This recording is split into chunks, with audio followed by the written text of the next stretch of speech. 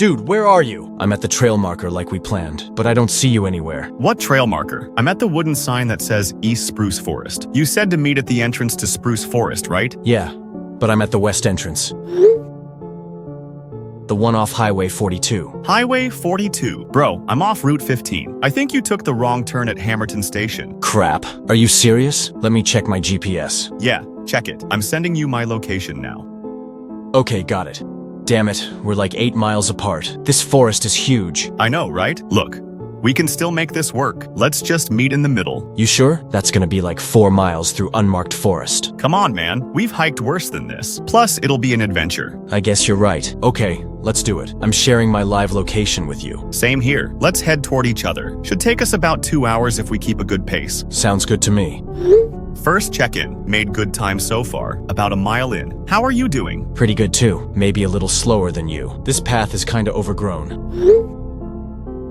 But I'm making progress. Nice. The woods are really dense here. There's barely any sunlight getting through the trees. Same. It's like walking through a tunnel. Hey, did you bring bug spray? The mosquitoes are brutal. Yeah, I got some. But honestly, I haven't seen any bugs at all. Weird. Lucky you. All right, I'm gonna keep moving. Next check-in in 15. Copy that. Okay, this is a bit odd. I just found some abandoned camping gear, and it's scattered all over the place. What kind of gear? A backpack, sleeping bag, some food containers, but they're all ripped up.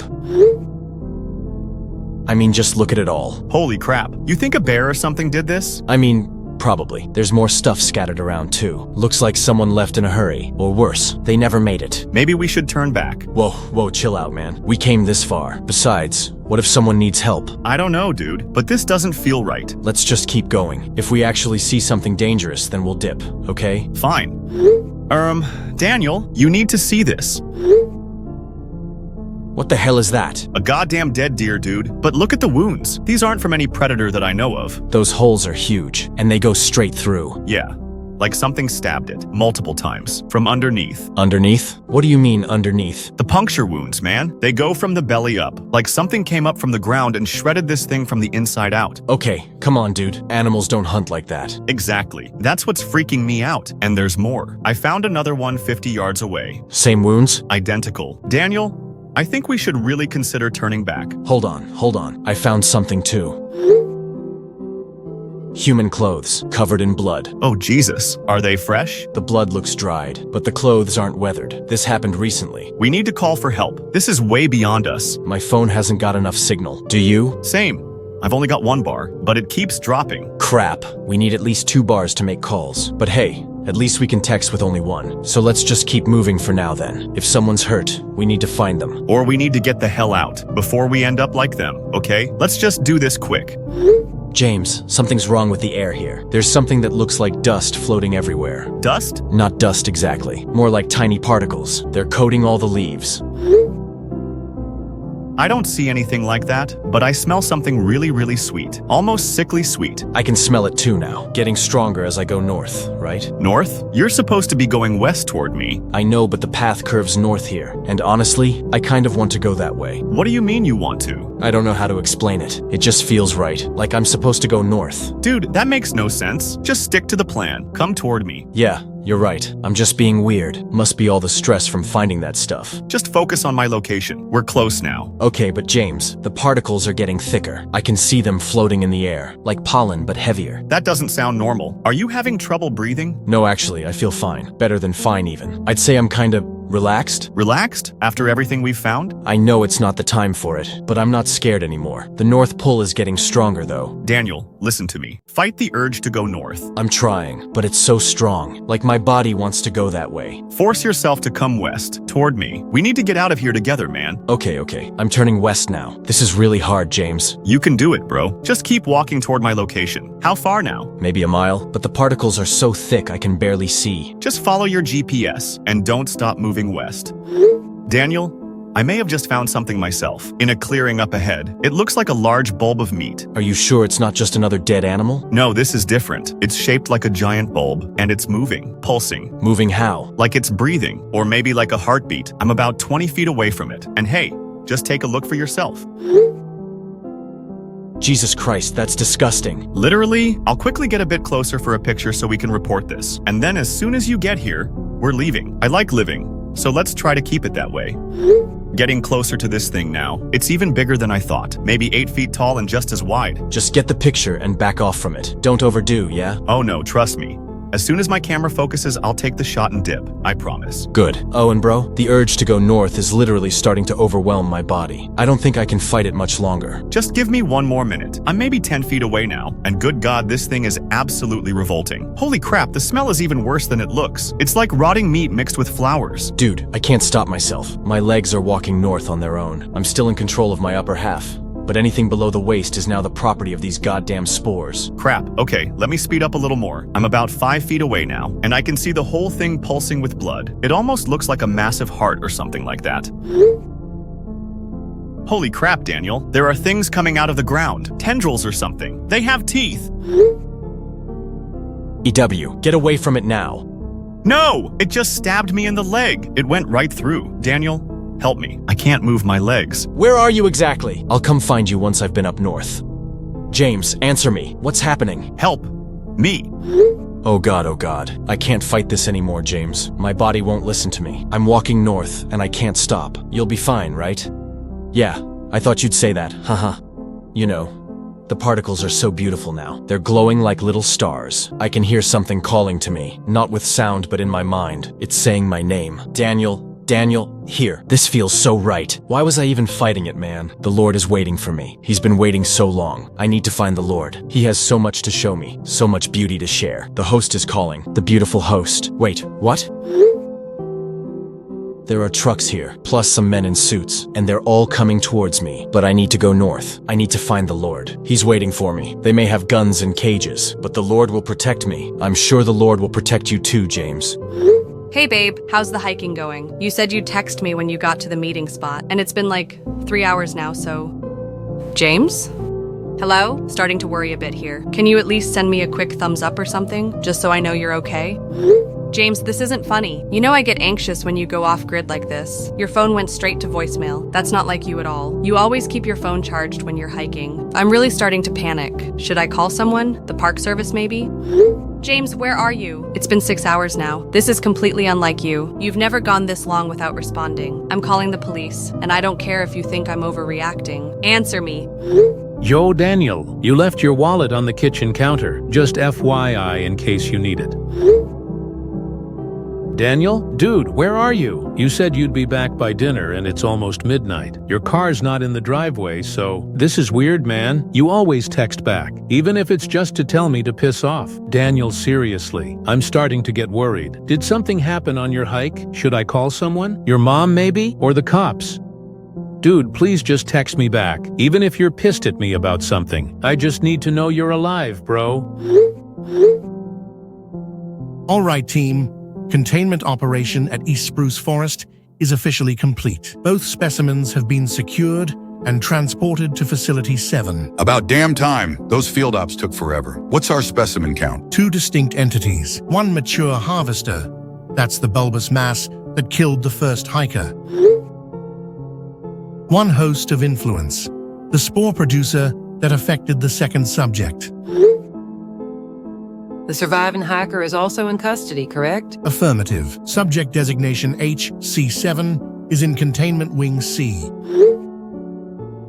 Minimal restraints needed since separation from the host. HC7? Human casualty 7? Human contact 7, you mean? He's alive, Randy. Natasha, what's the status on his dead friend? Well, the autopsy was completed this morning, and from it we can confirm that the subject expired from complete exsanguination. The harvester's tendrils drained approximately 4.7 liters of blood in under 3 minutes. Efficient little bastards. The puncture wounds show evidence of anticoagulant injection. Keeps the blood flowing while they feed. Speaking of feeding, the harvester is getting restless in containment. We've had to reinforce the chamber floor twice. Those tendrils can weasel their through at least 8 inches of steel. What about our spore friend? The host of influence is stable. Atmospheric controls are maintaining spore density at minimal levels. But we're seeing interesting behavioral patterns from HC7. Behavioral patterns? He keeps asking about the Lord, claims he needs to find some kind of host entity, even hours after exposure ended. Residual psychoactive effects? Possibly. The neural pathways affected by the spores might not reset immediately. He's coherent otherwise, knows his name,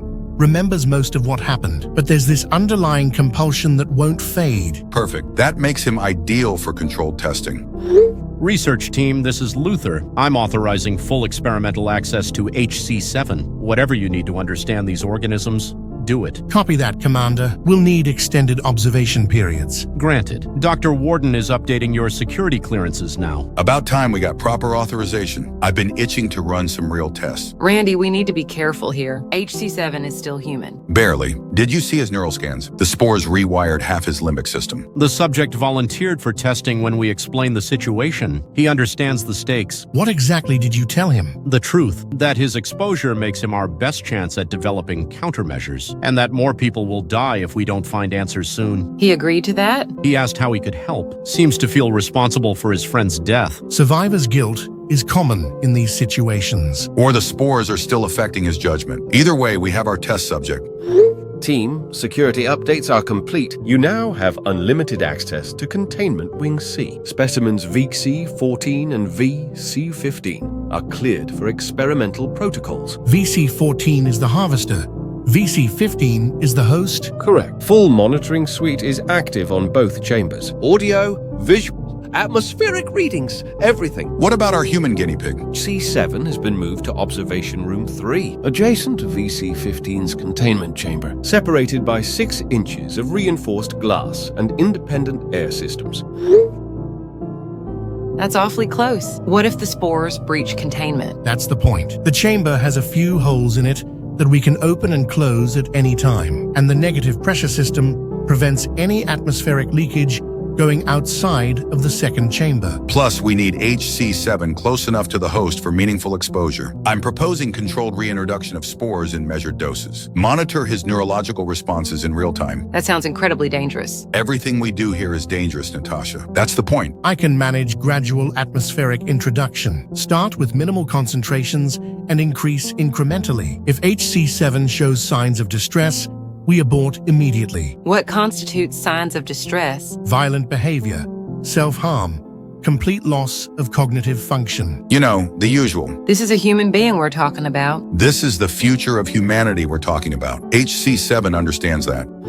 Fine, I'll support the controlled exposure, but I want comprehensive medical monitoring. Heart rate, blood pressure, brain activity, everything. Of course. We're scientists, not savages. What about the harvester? VC-14 is just sitting there pulsing. I'd like to extract venom samples from its tendrils. It will help me to analyze the anticoagulant compounds. Good thinking. That might give us insight into their hunting mechanisms. Extraction will be tricky. Those tendrils are lightning fast, and we've seen what they can do to human flesh. Remote extraction using mechanical arms? Possible. We'd need to sedate the specimen first. How do you sedate a sentient meat bulb? Very carefully. I'm thinking electromagnetic pulse to disrupt its nervous system. Assuming it has a conventional nervous system. Only one way to find out. I'll prep the EMP device. Should have venom samples within 24 hours. Perfect. Between the behavioral analysis of HC7 and the biochemical analysis of the venom, we might actually start understanding these things. Research team, this is Crown from Field Operations. We have a problem. What kind of problem? 3 more manifestations detected in neighboring counties. Riverside County reported a meat snake that attacked some townsfolk. Pine Valley found what they're calling a singing cave. And Millbrook has reports of ground teeth in their state park. Ground teeth? Witnesses describe teeth emerging from the earth. Sounds like another harvester. This is spreading faster than we anticipated. Are containment teams en route? Teams 3, 5, and 7 are mobilizing. But if this pattern continues, we'll be overrun within weeks. All the more reason to accelerate your research. HC7 might be our only shot at developing countermeasures. No pressure or anything. I'm moving up the timeline. We start testing tomorrow morning. Finally, time to see what our boy HC7 is really made of. Randy, please remember he has a name. Had a name. Now he's our key to stopping an apocalypse. Speaking of which, has anyone checked on HC7 recently? He's been quiet, sitting in the corner, staring at the wall between his room and VC-15. Still feeling the pull? Seems like it. He keeps whispering about the Lord. Perfect. The connection is still active. That'll make tomorrow's tests much more informative. I hope we know what we're doing. We don't, but we're about to find out. Day 3 of controlled exposure trials with HC7. Subject is showing remarkable tolerance to low-level spore introduction. Neurological responses are within acceptable parameters. How's his behavior during exposure? Calm, focused, almost peaceful. He stops asking about the Lord when the spores are active. It's like the compulsion gets satisfied. That's quite fascinating. The spores seem to regulate his psychological distress. Right up until we cut off the exposure. Then he becomes increasingly agitated. How agitated are we talking? Yesterday, he punched the observation window for 2 hours straight. His knuckles are completely raw. I've been monitoring the overnight footage. Subject exhibits severe withdrawal symptoms, pacing, scratching, repetitive vocalizations. It's like watching someone detox from heroin, but the addiction is psychological, not chemical. Or is it both? The spores might be creating actual chemical dependencies. Either way, HC7 is becoming more unstable with each cycle. His headshots are getting worse. We might need to consider permanent low-level exposure if this continues. That defeats the purpose of understanding resistance mechanisms. We need to push him to the breaking point. Randy, that's incredibly dangerous. Science is dangerous. I'm increasing exposure duration to 6 hours today, and that's final. Emergency in Containment Wing C. HC7 is attempting to hurt himself, and he scrolled this all over his most recent self-assessment. Repeat, subject is attempting to destroy himself. What's his method? He broke the fire extinguisher in his cell, and now he's slamming his head into the metal fragments. How the hell did he break a fire extinguisher? Pure desperation. He's been ramming his body against it for the past hour. Is he restrained now? Negative, but that's not the only thing I've noticed. It seems that the CO2 from the extinguisher is calming him down. Calming him down how? He stopped hurting himself. He's just sitting there breathing deeply. Says the voices stopped. Voices? He claims the host has been whispering to him constantly, but the CO2 cloud seems to have silenced it. Wait. Carbon dioxide neutralized the spore influence? That's what it looks like. HC7 is more coherent than he's been in days. Get him medical attention immediately and preserve that CO2 sample for analysis. Holy crap, we might have just stumbled onto something huge. All right, people. The lab results on the CO2 interaction are incredible. When carbon dioxide comes into contact with host spores, it creates a chemical reaction that breaks down the spore structure. Breaks down how? It causes a complete cellular collapse. The spores literally dissolve into themselves. What about the harvester venom samples? My extraction team got 47 milliliters yesterday. I've been analyzing the venom composition. It contains unique enzymatic compounds, unlike anything we've seen in terrestrial biology. What do the enzymes do? They catalyze rapid biological transformation, essentially breaking down complex organic structures and rebuilding them as Vita Carnis tissue. So the venom converts victims into more Vita Carnis? It appears so. The process takes approximately 72 hours post-exposure. That explains the missing persons reports. They're not just being killed, they're being converted. This is horrifying, but also incredibly useful information. How so? If we can understand the conversion process, we might be able to reverse it. I've made an accidental discovery, and it might be the breakthrough we need. Accidental how? I was combining samples for analysis, host spores, harvester venom, and CO2, when I introduced the carbon dioxide to the mixture. Something unexpected happened. Unexpected how? The CO2 didn't just neutralize the spores, it catalyzed a reaction with the venom enzymes, creating an entirely new compound. What kind of compound? An airborne agent that targets Vita Carnis cellular structures. I tested it on tissue samples from both specimens. Complete breakdown within minutes. And human tissue? Completely unaffected. The compound seems to specifically target the unique biological markers that define Vita Carnis organisms. You're telling me we accidentally created a bioweapon? Not a bioweapon, a cure. Same thing, different perspective. How stable is this compound? Extremely stable in aerosol form, disperses evenly through atmospheric systems, and maintains potency for up to 96 hours. Could we weaponize this for field deployment? Theoretically, yes, but we'd need massive production capabilities. Research team, I've been monitoring your communications. This compound discovery is now highest priority classification. All other projects are suspended immediately. About damn time we got some good news. Dr. Warden, I need Facility 7's production wing converted. Whatever equipment they need, get it. How large scale are we talking? Global deployment scale. If this compound works, we're carpet bombing every known Vita Carnis site. The atmospheric dispersal systems are already in place. We just need to synthesize enough compound. Mass synthesis will require significant raw materials, especially the host spores and harvester venom. How much venom can we extract from VC-14? Maybe 200 milliliters maximum without killing the specimen. Luckily, we've found a way to keep it constantly sedated. So kill it. Harvest everything we can. Randy, we might need VC-14 alive for continued research. Not if this compound works. We'll have solved the problem permanently. Dr. Randy is correct. Extract maximum yield from both specimens. If they don't survive the process, that's acceptable losses. Understood. I'll begin full extraction protocols immediately. Production wing conversion will take 48 hours, but we can begin small batch synthesis immediately. I'll need HC7 for continued testing to verify human safety parameters. I've been monitoring HC7's psychological condition, and I have some concerning updates. Concerning how? The carbon dioxide treatments are helping temporarily, but the underlying neurological damage appears permanent. What kind of damage? The host spores have permanently altered his neural pathways, specifically in the limbic system and prefrontal cortex. Even when the spore influence is neutralized, the structural changes remain. So he's permanently psychologically compromised. In layman's terms, yes. He experiences constant auditory hallucinations, severe anxiety, depression, and suicidal ideation. The CO2 provides temporary relief, but doesn't reverse the fundamental brain damage. Can he still function as a test subject? For safety testing of the compound, yes, but he'll never fully recover from his exposure. That's heartbreaking. He sacrificed his sanity to help us find the cure. And thanks to that sacrifice, millions of people will live. It's a fair trade. HC7 has been asking about his friend, the one who died at the harvester site. Should I tell him the truth? What does he remember? He knows James is dead, but he thinks it was an accident. He doesn't remember the harvester attack clearly. The spore exposure has fragmented his memories. Probably for the best, honestly. Let him keep that illusion. He's been through enough. Focus on the compound production. HC7's mental state is secondary to stopping this outbreak. I disagree. We owe him better than that. We owe humanity a solution. Everything else is luxury we can't afford. Production timeline is now 36 hours. Here's the first batch. Now we just need to mass produce the rest. We'll have enough compound for regional deployment. Regional deployment? The 3 neighboring counties, Officer Crown reported, if the compound works there, we scale up globally. And if it doesn't work? Then we're all screwed. But hey, at least we tried.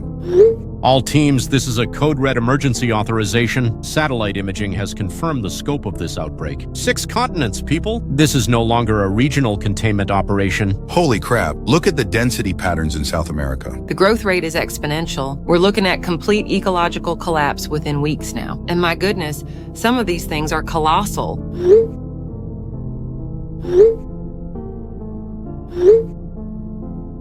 Which is why I'm authorizing worldwide deployment. Operation Clean Sweep begins in T-6 hours. All production facilities are online. We've synthesized 47,000 liters of the compound. High-altitude dispersal planes are fueled and ready. That's enough for global atmospheric saturation. According to our calculations, yes, the compound will reach every square kilometer of Earth's surface. What about populated areas? Any risk to civilian populations? We've run extensive toxicity tests. The compound is completely inert to human physiology, but lethal to all known Vita Carnis variants. Military units are establishing containment perimeters. All outbreak zones will be secured during dispersal. Coordination with air traffic control is complete. Commercial flights grounded for 72 hours globally. Jesus, the logistics of this operation. When humanity's survival is at stake, logistics become irrelevant. Dr. Randy, Dr. Natasha, I need you supervising production. Any contamination or error could doom this operation. Understood. We'll maintain quality control throughout. What about HC7? His condition has been deteriorating rapidly. HC7 status update is not good. Subject has entered a catatonic state. No response to external stimuli for the past 18 hours. I've been monitoring his brain activity. The patterns are disturbing. Disturbing how? His neural oscillations match those of VC-15, the host of influence specimen, not human baseline patterns. What does that mean? His brain is functioning like a Vita Carnis organism, not like a human being. Is he still technically alive? Vital signs present but extremely weak. Heart rate 32 beats per minute, respiratory rate 4 per minute. He's alive, but barely. The host's influence was stronger than we realized. It didn't just affect his behavior, it fundamentally altered his biology. I'm recommending immediate intervention. High concentration CO2 therapy. It's our only chance to break the connection. Authorized? Do whatever it takes to save him. He deserves that much after what he's endured for us. Speaking of what he's endured, the global deployment is beginning. First wave of planes launched 23 minutes ago. All monitoring stations report normal dispersal patterns. Officer Crown, what's the status at test sites? Test site reports are coming in now. Riverside County. Complete Vita Carnis elimination within 2 hours. Pine Valley. The Singing Cave went silent after 90 minutes. Millbrook. Ground teeth retracted and specimens died. It's working. The compound is actually working. European sites are reporting similar results. Complete organism death within 3 hours of exposure. Asian deployment zone confirms successful elimination. No surviving Vita Carnis detected in covered areas. African team reports mass die-off of unknown Vita Carnis variants. Some species we'd never documented before. All dead now. This is incredible. We're actually doing it. We're eliminating them globally. South American teams confirm total ecosystem clearance. The compound is more effective than our wildest projections. Australian sites report 0 living specimens. Complete continental sterilization achieved. Antarctic research stations found frozen Vita Carnis specimens. Even those are dissolving post-exposure. Dr. Walsh, how's HC7 responding to the CO2 treatment? No change yet, but brain activity is showing minor fluctuations. There might be some neurological response. I am increasing CO2 concentration to maximum safe levels. His chamber is now 15% carbon dioxide. That should break any remaining spore influence. If anything can save him, that will.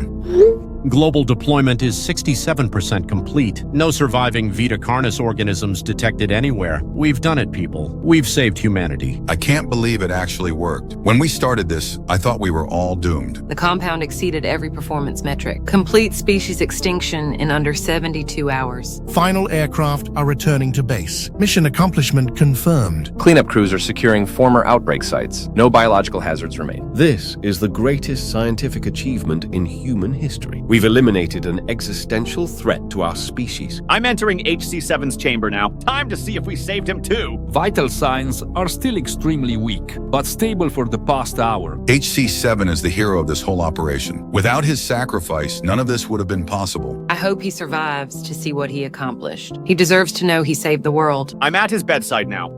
Oh God, he's gone. Gone how? He's dead, but his body position, it's arranged in the same structure as the host specimens, like he was mimicking VC-15's form. The psychological assimilation was complete. He died thinking he was one of them. That's heartbreaking. He spent his final moments believing he was a monster.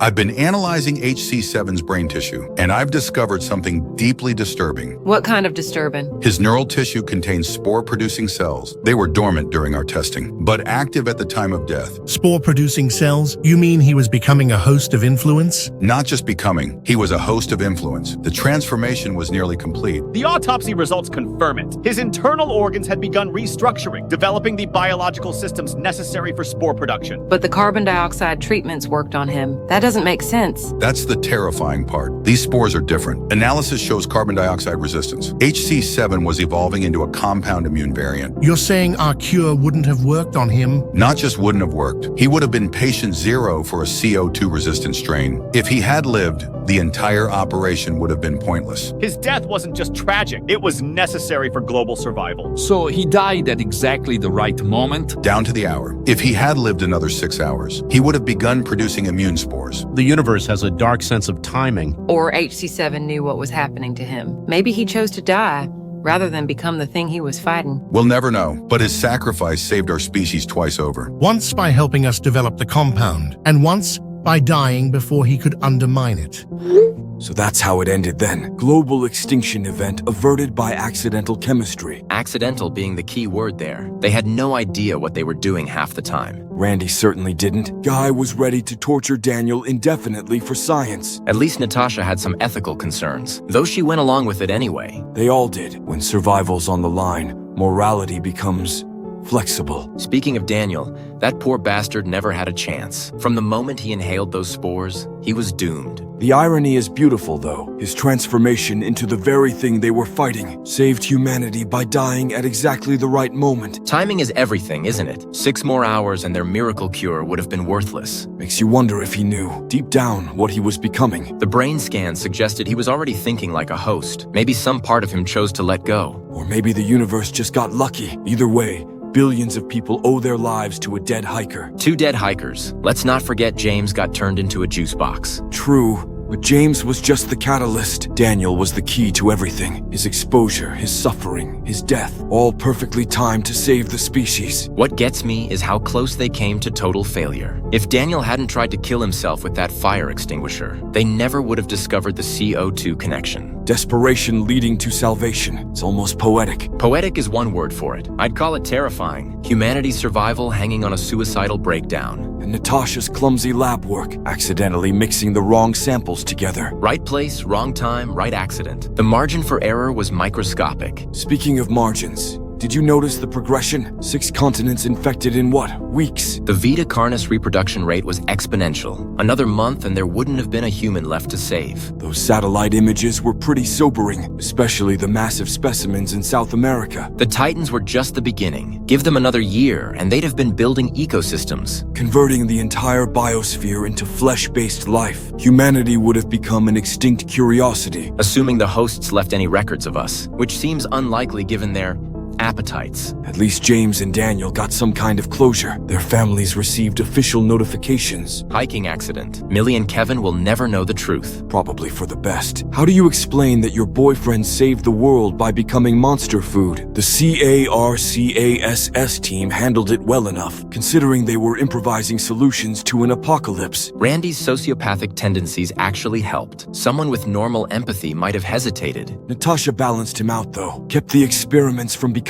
pure torture. And Braun managed the logistics without losing his mind. Not easy when you're coordinating global extinction protocols. Commander Luther made the hard calls, authorizing worldwide deployment based on limited testing. Limited testing on 1 dying test subject. The balls on that decision. Sometimes leadership means gambling everything on incomplete data. He got lucky that the compound worked as advertised. Lucky doesn't begin to cover it. If the Vita Carnis had evolved resistance mechanisms earlier, or if Daniel had produced those immune spores sooner. Game over. No second chances. No backup plans. Just global assimilation into a flesh-based collective. Every human converted into biological raw material. The hosts would have been farming us like livestock, except we'd have been conscious during the process. Daniel got a preview of that fate. His final brain scans were pure nightmare fuel. Thinking like a predator while still retaining human awareness. No wonder he went catatonic. You have to admire the Vita Carnis design, though. From a purely biological perspective, that is. Efficient, adaptable, absolutely ruthless. They almost achieved perfect ecological dominance. The harvesters handled direct confrontation. The hosts managed psychological manipulation. And the conversion process ensured exponential growth. If they'd had more time to establish themselves, carbon dioxide resistance would have evolved naturally. Then we'd have been truly fucked. No chemical weaknesses to exploit. Just an unstoppable wave of sentient meat, converting everything in its path. The fact that they originated from multiple sites simultaneously suggests this wasn't their first attempt at planetary conquest. Maybe not even their first successful one. How many other worlds have fallen to similar outbreaks? Questions better left unanswered. Earth got lucky this time. Thanks to 2 hikers who took a wrong turn, and a team of scientists who stumbled into the right solution. Stumbled being the operative word. None of this was planned or predictable. Just chaos and coincidence aligning perfectly, for once in humanity's favor. Daniel and James died heroes, even if they never knew it. Sometimes the greatest sacrifices are the unconscious ones. They saved a species by accident. And the world moved on, never knowing how close it came to ending.